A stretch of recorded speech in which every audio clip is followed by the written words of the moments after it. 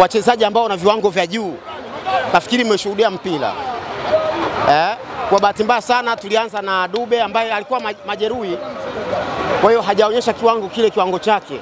Nadhani tungekuwa ni muda wa kupata magoli ya mapema.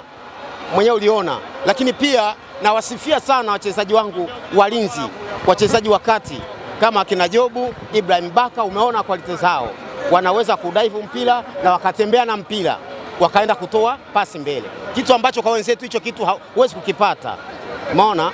Kwa hiyo huwezi kusema ni kwa sababu gani? Ni kwa sababu timu unaiona kwenye ubora kutokana na jinsi wanavyocheza mbele, katikati na nyuma. Umeona jinsi ambavyo walikuwa wanaongoza mashambulizi. Djigui Diarra.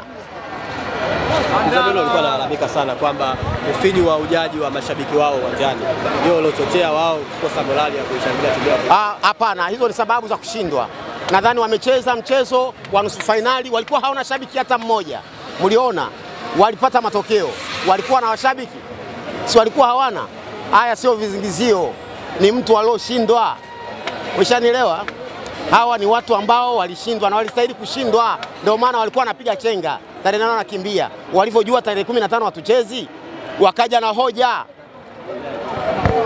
Nadhani umenielewa vizuri. Pacome Zouzoua, unaona kiwango alichokuonyesha Pacome, unakizungumziaje? Bwana, kwa jumla mchezaji Pacome Zouzoua ni mchezaji hatari sana. Mchezaji hatari sana.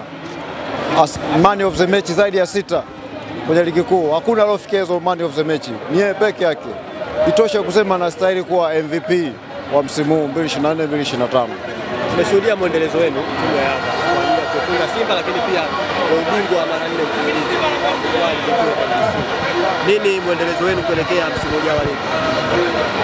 Malengo yetu zaidi ni kuzidi kuchukua vikombe.